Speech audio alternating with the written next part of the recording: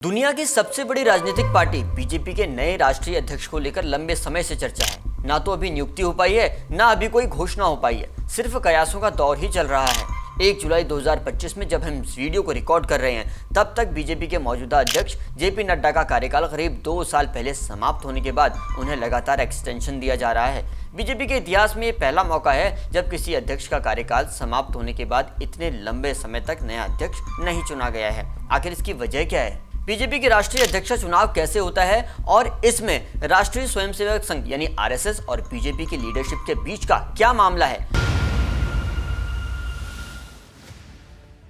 Party के सूत्रों का कहना है कि इस पर चर्चा जारी है और जल्द ही आम सहमति बनने की संभावना है। एक बड़ी बात यह भी है कि बीजेपी के संविधान के मुताबिक राष्ट्रीय अध्यक्ष का चुनाव तभी हो सकता है जब पार्टी में कम से कम 19 राज्यों में अध्यक्ष की नियुक्ति हो चुकी हो। अभी तक 14 राज्यों में नए अध्यक्ष घोषित हुए हैं। पार्टी का लक्ष्य अगले कुछ हफ्तों में 19 राज्यों का आंकड़ा पूरा करने का है ताकि राष्ट्रीय अध्यक्ष चुनाव की प्रक्रिया को आगे बढ़ाया जा सके। जानना जरूरी है कि क्या कहता है बीजेपी का संविधान। बीजेपी के संविधान के मुताबिक पार्टी का राष्ट्रीय अध्यक्ष वही व्यक्ति हो सकता है जो कम से कम 15 वर्षों तक पार्टी का सदस्य रहा हो। बीजेपी में राष्ट्रीय अध्यक्ष का चुनाव निर्वाचक मंडल करता है, जिसमें स्वयंसेवक संघ की भी कहीं अहम भूमिका होती है। आज के जनसत्ता मुद्दा समझे एक्सप्लेनर में हम यही समझने की कोशिश करेंगे। पहली बात यह है कि राष्ट्रीय परिषद के सदस्य और प्रदेश परिषदों के सदस्य शामिल होते हैं इसमें, और इसके अलावा बीजेपी संविधान में यह भी लिखा गया है कि निर्वाचक मंडल में से कोई भी 20 सदस्य राष्ट्रीय अध्यक्ष पद के चुनाव लड़ने वाले व्यक्ति के नाम का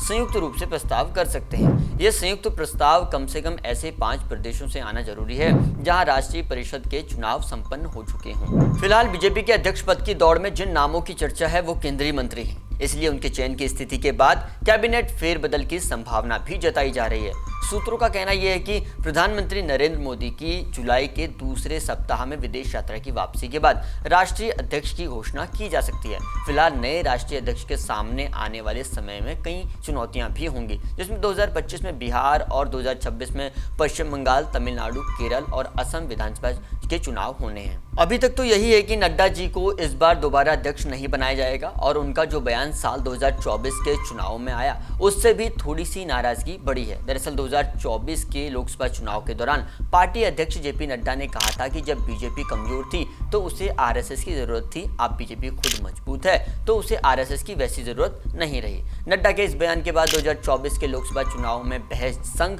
और बीजेपी के बीच छिड़ गई थी और यही वजह है कि पार्टी अध्यक्ष के एक बयान का खामियाजा ये रहा कि अब तक आरएसएस और बीजेपी के बीच कोई भी आम सहमति अध्यक्ष को लेकर नहीं बन पाई है। सीनियर जर्नलिस्ट रशीद किंदवी कहते हैं कि ये बड़ा दिलचस्प सवाल है कि बीजेपी का राष्ट्रीय अध्यक्ष चुनने में आरएसएस की क्या भूमिका होती है। खुलकर तो कोई भी नहीं कह रहा, लेकिन कहीं ना कहीं अंदर से एक खींचतान हो रही है। लेकिन आरएसएस का एक मत है कि वो शुरू से व्यक्तिवाद के खिलाफ रहा है। दरअसल आरएसएस नहीं चाहता कि व्यक्ति संगठन से ज्यादा महत्वपूर्ण हो, इसलिए वो चाहता है कि कोई ऐसा चेहरा हो जो नरेंद्र मोदी और अमित शाह के बीच मजबूती से काम कर सके। जबकि मोदी और शाह की सोच ऐसी है कि नया अध्यक्ष उन्हीं की राय और सोच का हो। बीजेपी में नेताओं की कोई कमी तो नहीं है, लेकिन उनमें कोई आम राय नहीं बन पाई है। हालांकि ये सब केवल कयास हैं, इसका कोई प्रमाण नहीं है।